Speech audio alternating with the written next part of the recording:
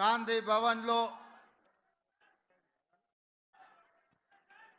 శ్రీమతి సోనియా గాంధీ గారి ఆశీర్వాదంతో శ్రీ మల్లికార్జున్ ఖర్గే గారు మిత్రుడు, శాసన మండలి సభ్యుడు, కాంగ్రెస్ పార్టీ తెలంగాణ కార్యనిర్వాహక అధ్యక్షుడిగా పనిచేసిన సోదరుడు మహేష్ కుమార్ గౌడ్ గారిని తెలంగాణ రాష్ట్ర కాంగ్రెస్ పార్టీ అధ్యక్షుడిగా రాహుల్ గాంధీ గారి మద్దతుతో నియమించి ఈరోజు వారు పదవి బాధ్యతలు చేపట్టి శ్రీమతి సోనియా గాంధీ గారు, శ్రీ మల్లికార్జున్ ఖర్గే గారు, శ్రీ రాహుల్ గాంధీ గారు ఏ నమ్మకం విశ్వాసం వారి మీద పెట్టుకున్నారో ఆ నమ్మకం విశ్వాసాన్ని కొనసాగించడానికి ఈరోజు రాష్ట్ర శాఖ అధ్యక్షులుగా వారు బాధ్యత చేపట్టడం మన అందరికీ ఎంతో ఆనందం, సంతోషకరమైన సందర్భం అని చెప్పి ఈ సందర్భంగా నేను తెలియజేయదలుచుకున్నా. ఈ కార్యక్రమంలో ఏఐసిసి ఇన్ఛార్జ్ దీపాదాస్ మున్షి గారు, ఏఐసిసి సెక్రటరీలు, సహచర మంత్రివర్గ సభ్యులు, పార్లమెంట్ సభ్యులు, శాసన మండలి సభ్యులు, శాసన సభ్యులు, వివిధ కార్పొరేషన్లకు సంబంధించిన చైర్మన్లు, రాష్ట్ర కాంగ్రెస్ పార్టీలో వివిధ హోదాలలో ఉన్న నాయకులు, జిల్లా పార్టీ అధ్యక్షులు, మండల పార్టీ అధ్యక్షులు, ప్రాణ సమానులైన కాంగ్రెస్ పార్టీ వేలాది మంది కార్యకర్తలు ఈ కార్యక్రమంలో పాల్గొని మేమందరం నూతనంగా బాధ్యత చేపట్టిన మహేష్ కుమార్ గౌడ్ గారికి అండగా నిలబడతామని విచ్చేసినందుకు మిమ్మల్ని అందరినీ మనస్ఫూర్తిగా నేను అభినందిస్తున్నా, సాదరంగా ఆహ్వానిస్తున్న మిత్రులారా, మీకందరికీ తెలుసు శ్రీమతి సోనియా గాంధీ గారు ఎన్నో ఇబ్బందులను, ఎన్నో ఒడిదుడుకులను ఎదుర్కొని ఎన్నో అవాంతరాలను అధిగమించి జూన్ 2, 2014 నాడు తెలంగాణ రాష్ట్ర కళ సాకారం చేసి 60 సంవత్సరాల మన ఆకాంక్ష 2004లో శ్రీమతి సోనియా గాంధీ గారు మనకి ఏదైతే మాట ఇచ్చిండ్రో ఆ మాట నిలబెట్టుకొని తెలంగాణ రాష్ట్రాన్ని ఏర్పాటు చేసిండ్రు. కానీ ఏర్పడిన తెలంగాణ రాష్ట్రంలో 10 సంవత్సరాలు 2 సార్లు ఎన్నికలు జరిగిన వివిధ కారణాల చేత కాంగ్రెస్ పార్టీ అధికారంలోకి రాలేకపోయింది.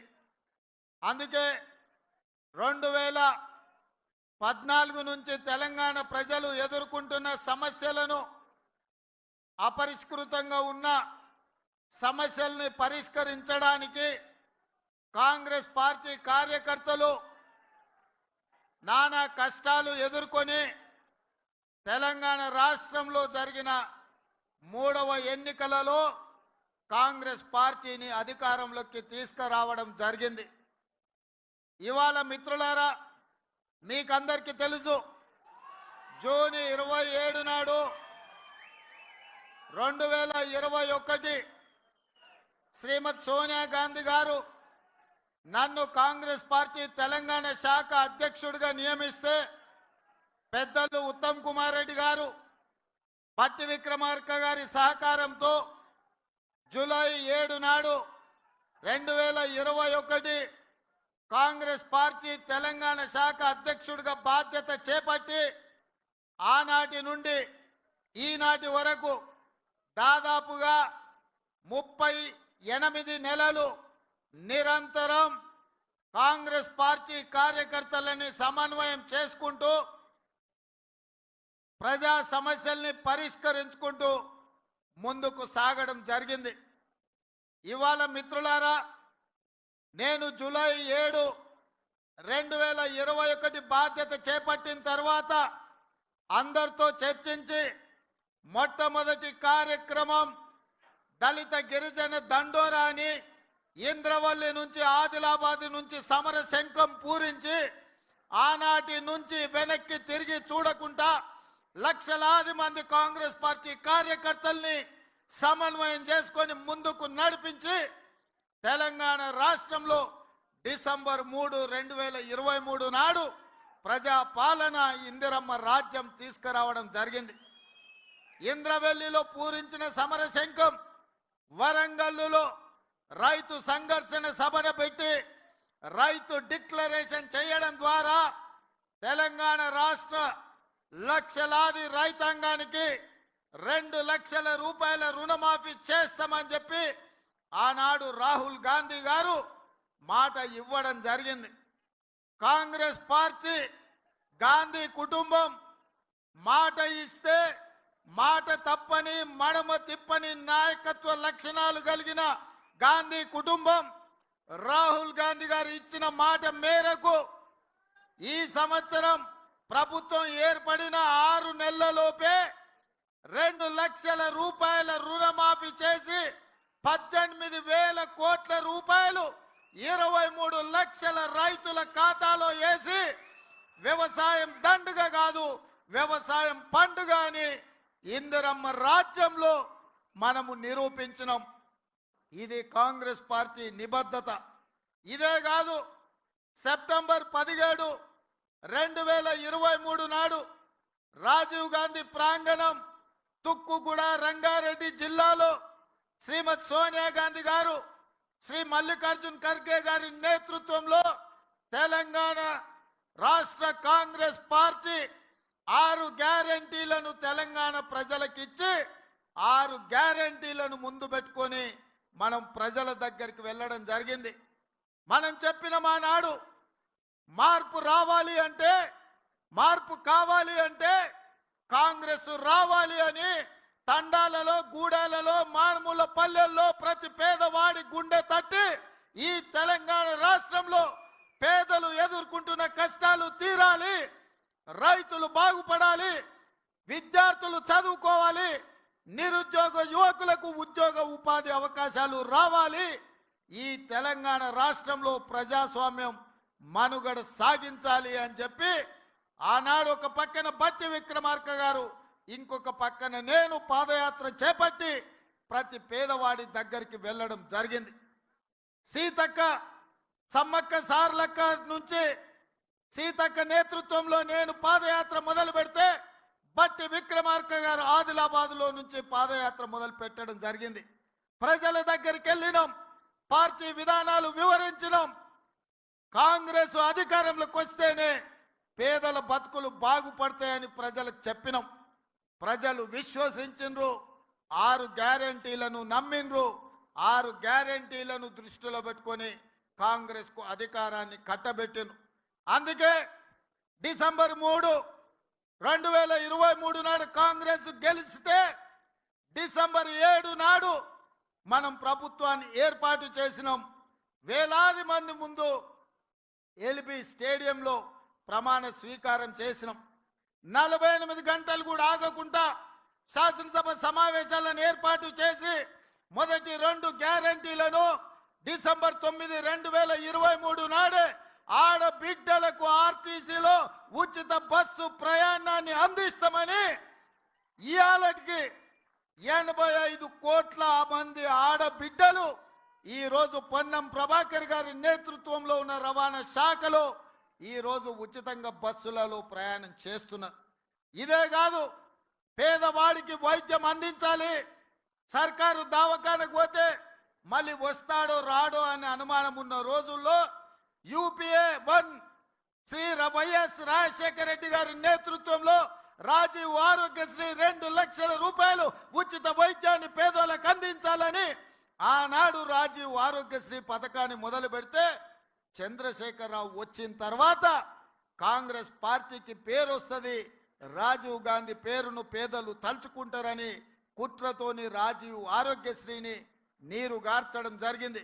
కానీ కాంగ్రెస్ పార్టీ అధికారంలోకి వచ్చిన 48 గంటల లోపలే రాజీవ్ ఆరోగ్యశ్రీని 10 లక్షల రూపాయలకు పెంచి ప్రతి పేదవాడిని ఆదుకుంటాం. ఏసేదో అపోలో శ్రీమంతులే కాదు, పేదవాడు కూడా మహారాజులాగా వెళ్ళి వైద్యం చేయించుకొని ఇంటికి వెళ్లే విధంగా 10 లక్షల రూపాయల రాజీవ్ ఆరోగ్యశ్రీని 48 గంటల్లోనే అమలు చేసి కాంగ్రెస్ పార్టీ పేదల ప్రభుత్వం అని నిరూపించినాం. ఇదే కాదు, వ్యవసాయానికి ఉచిత కరెంట్ ఇచ్చింది కాంగ్రెస్. ఆనాడు అదే ఎల్బీ స్టేడియంలో వైఎస్ రాజశేఖర రెడ్డి గారు ఉచిత కరెంటు కోసం సంతకం పెట్టిండు. ఆ స్ఫూర్తితో వ్యవసాయానికే కాదు, పేదవాళ్ళ ఇళ్లలో కాంతులు వెలగాలి, వాళ్ళ కళ్ళల్లో ఆనందం ఉండాలి అని ప్రతి పేదవాడి ఇంటికి ఉచిత కరెంటునిచ్చి 200 యూనిట్లు ఈనాడు లక్షలాది కుటుంబాలకు వాళ్ళ ఇళ్లలో ఉచితంగా కరెంట్ ఇచ్చినాం. ఇదే కాదు, మా ఆడబిడ్డలు కట్టెల పొయ్యితోని కష్టపడుతుంటే కన్నీళ్లతో కట్టెల పొయ్యి పొగ ఊపిరితిత్తులకు పోయి క్యాన్సర్ వచ్చి చచ్చిపోతుంటే సోనియమ్మ ఆడబిడ్డల్ని ఆదుకోవడానికి ఆనాడు దీపం పథకం ద్వారా సిలిండర్ గ్యాస్ పొయ్యి పేదలకు అందించింది. 400 రూపాయలకే ఆనాడు సిలిండర్ ఇచ్చింది. కానీ నరేంద్ర మోడీ చంద్రశేఖరరావు అధికారంలోకి వచ్చిన తర్వాత 400 సిలిండర్ 1200 రూపాయలు అయ్యింది. పాదయాత్రలో నా దృష్టికి ఆడబిడ్డలు అక్క చెల్లెళ్ళు సిలిండర్ ధర పెరిగిపోయింది, ఈ బండ మొయ్యలేకపోతున్నాం, సిలిండర్ అటకెక్కింది, కట్టెలు పోయి మళ్ళా మాకు తప్పని పరిస్థితి అని చెప్తే ఆనాడు మాట ఇచ్చినాం. 500 రూపాయలకి ఆడబిడ్డలకి ఇంటికి సిలిండర్ తెచ్చిస్తామని చెప్పినాం. ఇవాళ ఇచ్చిన మాట ప్రకారం ఆడబిడ్డలకు 500 రూపాయలకే ఇవాళ మనం సిలిండర్ ఇచ్చి నిరూపించినాం. ఇదే కాదు మిత్రులారా, రైతులకు ఇచ్చిన మాట ప్రకారం పార్లమెంట్ ఎన్నికలలో సన్నాసి తాటి చెట్టు లెక్క పెరిగిండు కానీ దూలం లెక్క పెరిగిండు కానీ దూడకున్న బుద్ధి కూడా లేదని నేను ఆయన చెప్పినా, నువ్వు రైతు రుణమాఫీ చెయ్యి, నేను రాజీనామా చేస్తా అని సవాలు విసిరిండు. ఆయనలోనే నేను యాదగిరిగుట్ట లక్ష్మీ నరసింహ సాక్షిగా చెప్పిన 15 ఆగస్టు లోపల 2 లక్షల రూపాయల రుణమాఫీ చేసి తీరుతా అని మాట ఇచ్చిన పార్లమెంటులో 42% ఓట్లు, 8 పార్లమెంట్లు మీరు గెలిపించారు. ఇచ్చిన మాట ప్రకారం 15 ఆగస్టు నాడు ఖమ్మం కొత్తగూడెంలో భద్రాద్రి రాముల వారి సాక్షిగా 23 లక్షల మంది రైతులకు 18,000 కోట్ల రూపాయలు రైతుల ఖాతాలో వేసి రైతుల కళ్ళల్లో ఆనందం చూసినాం. మరి ఇవాళ మా కాంగ్రెస్ పార్టీ కార్యకర్తల సాక్షిగా ఆ సన్నాసిని నేను అడుగుతున్నా, రాజీనామా చేస్తా అన్నావు కదా, సిద్దిపేటకు పట్టిన చీడ పీడ విరుగడవుతుందని ఆ సవాళ్ళు మేము స్వీకరించినాం. మరి ఈ రోజు ఆ సన్నాసి ఎక్కడ దాక్కున్నాడని నేను అడుగుతున్నా. నేను వివరాలు పంపిస్తా. 2 లక్షల వరకు ప్రతి రైతుకు ఈ రోజు రుణమాఫీ చేసిన చరిత్ర, ఇచ్చిన మాట నిలబెట్టుకున్న చరిత్ర. 15 ఆగస్టు నాడు పండగ ఉన్నా కార్యక్రమాలు ఉన్నా ఇచ్చిన మాట ప్రకారం మేము వెయ్యాల్సిందే అని 3 విడతలు 27 రోజుల్లో 15 ఆగస్టు లోపల 2 లక్షల లోపల రుణమాఫీ అందరికీ చేసినాం. ఇవాళ 2 లక్షల పైన ఉన్న రైతులు ఎవరు ఆందోళన చెందాల్సిన అవసరం లేదు. 2 లక్షల పైన రుణమా ఉన్నవాళ్ళు 2 లక్షల పైన ఉన్న రుణాన్ని మీరు బ్యాంకులో చెల్లించండి. మీరు చెల్లించిన మరుక్షణం ఆ 2 లక్షల రూపాయలను కూడా మీ ఖాతాలో వేసే బాధ్యత మా ప్రభుత్వం తీసుకుంటుందని చెప్పి నేను ఆ రైతాంగానికి తెలియజేస్తున్నా. ఇదే కాదు, పెద్దలు ఉత్తమ్ కుమార్ రెడ్డి గారి నేతృత్వంలో ఉన్న సివిల్ సప్లైస్ కార్పొరేషన్ ద్వారా రైతులకు 500 రూపాయలు వడ్లకు బోనస్ ఇస్తామని చెప్పినాం. 2,000 కోట్ల రూపాయలు ఈ రోజు బడ్జెట్ లో కేటాయించినాం. ఉత్తమ్ కుమార్ రెడ్డి గారి నేతృత్వంలో సన్న వడ్లు పండించిన ప్రతి రైతుకు 500 రూపాయలు బోనస్ ఇచ్చి ఆదుకునే ప్రభుత్వం మాది. ఇది రైతు రాజ్యమని నేను ధైర్యంగా చెప్పగలను. అందుకే మిత్రులారా, ఇదే కాదు, తెలంగాణ ఉద్యమమే నిరుద్యోగ సమస్య, తెలంగాణ త్యాగాలే ఉద్యోగ సమస్య. 10 సంవత్సరాలు ఎవరికి ఉద్యోగాలు ఇవ్వలే, నిరుద్యోగుల సమస్య పట్టించుకోలే.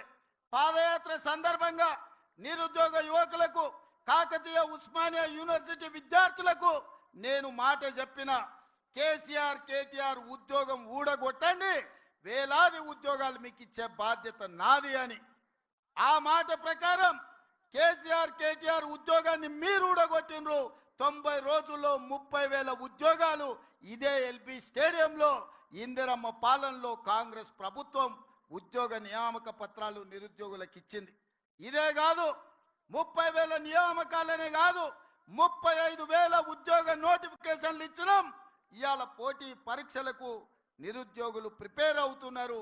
ఈ సంవత్సరం ఆఖరు లోపల ఇంకొక 35,000 ఉద్యోగాలు ఇచ్చే బాధ్యత మాది అని చెప్పి ఈ సందర్భంగా నిరుద్యోగ యువకులకు నేను మాట ఇస్తున్నా.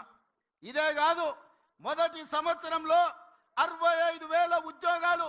ఈ దేశంలో ఏ రాష్ట్రం కూడా నిరుద్యోగులకు ఉద్యోగ అవకాశాలు ఇవ్వలేదు. అదొక్క తెలంగాణ రాష్ట్రంలోనే మనమే ఇచ్చినామని గర్వంగా నేను ఈ సందర్భంగా తెలియజేస్తున్నా. అందుకే మిత్రులారా, ఇవాళ మీరు ఆలోచన చేయండి. ప్రభుత్వం అద్భుతమైన కార్యక్రమాలు తీసుకొని ఈరోజు నిరుద్యోగ సమస్యను పరిష్కరించుకుంటూ టీచర్ల ట్రాన్స్ఫర్లు 10 సంవత్సరాలు, 10 కాదు 18 సంవత్సరాలు జరగలేదు. 35,000 మంది టీచర్లను బదిలీ చేసి 19,000 మంది టీచర్లకు ప్రమోషన్లు ఇచ్చి వాళ్ళ సమస్యలు పరిష్కరించిన చరిత్ర కాంగ్రెస్ పార్టీది. పాఠశాలల్లో విద్యుత్తు లేక కంప్యూటర్లు ఇచ్చినా బిల్లులు కట్టక వాళ్ళు కంప్యూటర్లు వాడలే. అందుకే పాఠశాలల్లో ఉచిత విద్యుత్తునిచ్చి చదువుకునే విద్యార్థులను ఆదుకునే ప్రయత్నం చేసినాం. ఇదే కాదు, చదువుకునే డిగ్రీ పట్టా పొందినా సరైన ఉద్యోగం వస్తలేదు, డిగ్రీలు చేతులు పట్టుకొని నిరుద్యోగులుగా తిరుగుతున్న వాళ్లకు సాంకేతిక నైపుణ్యాన్ని నేర్పించాలి అని యంగ్ ఇండియా స్కిల్స్ యూనివర్సిటీని ప్రారంభించి ఈ రోజు దేశానికి ఆదర్శంగా నిలబడ్డ రాష్ట్ర ప్రభుత్వం ఏదైనా ఉంది అంటే అది తెలంగాణ రాష్ట్ర ప్రభుత్వం.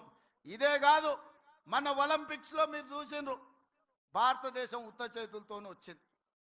140 కోట్ల జనాభా ఉండి 50% పైగా యువత ఉన్న భారతదేశం ఈ రోజు ఒలింపిక్స్ లో ఒక్క మెడల్ కూడా రాలేదు అంటే ఈ దేశానికి అవమానం కాదా? నరేంద్ర మోడీ గారు, మీరు ఆలోచన చేయండి. అందుకే సౌత్ కొరియాకి వెళ్ళి, సౌత్ కొరియాలో మొత్తం ఆ దేశమే మన తెలంగాణ రాష్ట్రం అంత ఉంటుంది. అట్లాంటి దేశం దాదాపుగా 36 మెడల్స్ కొట్టింది. ఒక్క సౌత్ కొరియన్ స్పోర్ట్స్ యూనివర్సిటీలో 16 మందికి మెడల్స్ వచ్చినాయి. ఒకే అమ్మాయి 3 గోల్డ్ మెడల్స్ కొట్టింది. నేను అక్కడికి వెళ్ళి వాళ్ళని చూసిన. అక్కడ వాళ్ళకు ప్రభుత్వం కానీ ప్రైవేట్ వాళ్ళు కానీ ఆ యువకులకు సరైన శిక్షణ ఇవ్వడం వల్ల వాళ్ళు ఒలింపిక్స్లో మెడల్ కొట్టినారు. అందుకే తెలంగాణ రాష్ట్ర ప్రభుత్వం ఒక దీక్ష పూనింది. తెలంగాణలో ముఖ్యంగా sports university, young India sports university ప్రారంభించడం ద్వారా 2028లో ఈ దేశం తరఫున ఒలింపిక్స్ లో బంగారు పతకాన్ని సాధించే బాధ్యత తెలంగాణ తీసుకుంటది. అందుకే స్పోర్ట్స్ యూనివర్సిటీని ఇవాళ మనం తెలంగాణ రాష్ట్రంలో మనం ప్రారంభించుకుంటున్నాం. ఒక పక్కన ఇన్ని మంచి కార్యక్రమాలు తీసుకొని దేశానికి ఆదర్శంగా నిలబడే పనులను మనం చేపడుతుంటే ఔటర్ రింగ్ రోడ్ ఆనాడు అంతర్జాతీయ ఎయిర్పోర్టును రాజశేఖర రెడ్డి గారు ఉన్నప్పుడు నిర్మిస్తే హైదరాబాదు నగరం అంతర్జాతీయ నగరంగా ప్రఖ్యాతి పొందింది. ఇవాళ రీజనల్ రింగ్ రోడ్ RRR కోసం కోమటిరెడ్డి వెంకటరెడ్డి గారు, నేను ప్రధానమంత్రిని, రవాణా శాఖ మంత్రిని ప్రతి ఒక్కరిని కలిసి రీజనల్ రింగ్ రోడ్డు తీసుకొచ్చి ఈ నగరాన్ని విశ్వ నగరంగా మార్చడానికి ఈరోజు మేము ప్రయత్నం చేస్తున్నాం. తొందరలోనే మనకు రీజనల్ రింగ్ రోడ్డు రాబోతుంది. ఇదే కాదు, కులీ కుతుబ్ షాహీ నిజాం హైదరాబాద్ నగరాన్ని నిర్మిస్తే రెండవ నగరం సికింద్రాబాద్ను బ్రిటిషర్స్ నిజాం నిర్మించిండు. సైబరాబాద్ను చంద్రబాబు నాయుడు రాజశేఖర రెడ్డి నిర్మించిండు. మరి ఈనాడు ఈ ప్రభుత్వం కాంగ్రెస్ పార్టీ 4th సిటీని, ఫ్యూచర్ సిటీని ముచ్చర్లలో నిర్మించబోతుంది. ప్రపంచానికి ఆదర్శంగా ఉండే అధునాతనమైన నగరాన్ని నిర్మించే బాధ్యత మన ప్రభుత్వం తీసుకున్నది.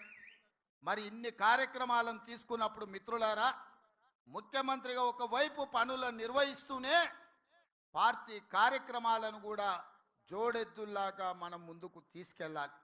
అందుకే ఈనాడు శ్రీమతి సోనియా గాంధీ ఖర్గే గారిని నేను కలిసి పార్టీ అధ్యక్షుడిగా పూర్తి సమయాన్ని ఇచ్చే నాయకుడిని నియమించండి. తద్వారా ప్రభుత్వం తీసుకుంటున్న నిర్ణయాలు, ప్రభుత్వం చేపడుతున్న సంక్షేమ కార్యక్రమాలు, ప్రభుత్వం చేస్తున్న అభివృద్ధిని గ్రామాలలో, తండాలలో, గూడాలలో, మారుమూల పల్లెల్లో తెలంగాణ రాష్ట్రంలో ఉండే 4 కోట్ల ప్రజలకే కాదు, ఈ దేశంలో ఉండే 140 కోట్ల ప్రజలకు ఒక ఆదర్శ రాష్ట్రంగా తెలంగాణను తీర్చిదిద్దాలి అంటే పూర్తి సమయాన్ని కేటాయించే రాష్ట్ర అధ్యక్షుడు ఉండాలి. క్రియాశీలకంగా పనిచేయాలి. కార్యకర్తలతో సమన్వయం చేసుకునే వాడిని వెయ్యండి అని చెప్పి అధిష్టానానికి మేము అందరం చెప్పినాం.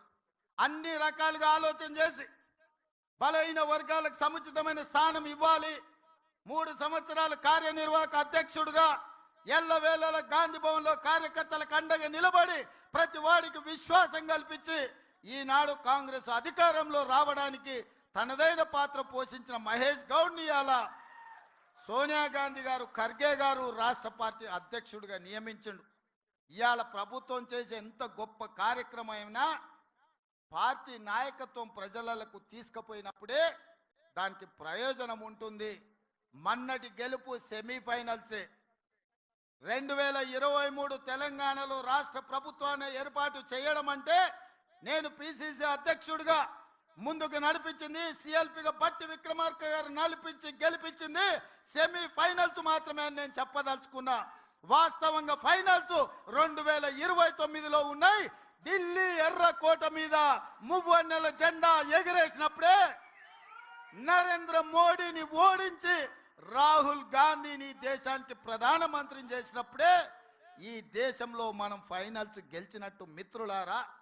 అందుకే మిత్రులారా, 94 నుంచి 2004 వరకు 2 సార్లు టీడీపీ గెలిచింది. 2004 నుంచి 2014 వరకు 2 సార్లు కాంగ్రెస్ గెలిచింది. 2014 నుంచి మొన్నటి ఎన్నికల వరకు టిఆర్ఎస్ 2 సార్లు గెలిచింది. ఇప్పుడు నేను మీ ముందు గర్వంగా సగర్వంగా చెప్పదలుచుకున్న 10 సంవత్సరాలు నిరంతరాయంగా ఈ రాష్ట్రంలో కాంగ్రెస్ అధికారంలో ఉంటుంది. 2029 పార్లమెంటు ఎన్నికల్లో తెలంగాణ రాష్ట్రం నుంచి 15 పార్లమెంట్లు గెలిపించి రాహుల్ గాంధీని ప్రధానమంత్రిని చేసినప్పుడే మనం ఫైనల్స్ గెలిచినట్టు.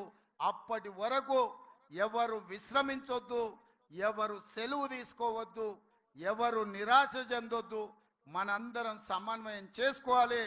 ఇంత ఫైనల్స్కి వెళ్ళే సందర్భంలో మహేష్ గౌడ్ గారి భుజ స్కంధాల మీద మల్లికార్జున్ ఖర్గే గారు, కేసీ వేణుగోపాల్ గారు ఇవాళ కీలకమైన బాధ్యత పెట్టిండ్రు. నాకు సంపూర్ణమైన విశ్వాసం ఉంది మిత్రుడి మీద. ఖచ్చితంగా కార్యకర్తలకు అందుబాటులో ఉండి రాహుల్ గాంధీ గారిని ప్రధానమంత్రిని చేసే వరకు అహర్నిశలు కృషి చేసి కష్టపడి కాంగ్రెస్ ను తెలంగాణలో గెలిపించి 15 పార్లమెంట్లు ఢిల్లీకి పంపించే వరకు మేమందరం సమన్వయంతో పని చేస్తూనే ఉంటాం. నిన్న మన వాడొకడు వీడొకడు మోపాడు, వాళ్ళు వీళ్ళు వాళ్ళ చెంచాగాళ్ళు కార్యకర్తల మీద కేసులు పెట్టాలనో కార్యకర్తల మీద దాడులు చేస్తామనో ప్రయత్నం చేస్తారు. మన ఇంటికి వస్తామని చెప్పారు, కానీ మనోళ్ళే వాళ్ళ ఇంటికి పోయారు. చింతపండు అయినాక చెప్తారు మా ఇంటికి వచ్చి తన్నీరని. సంకనాకనికి విలువాలనా రా చూసుకుందామని. అందుకే నేను చెప్పిన, నేను లేను, శాంతి భద్రతలు వస్తానే చూసి శాంతి భద్రతలను సరిదిద్దండి అని చెప్పిన.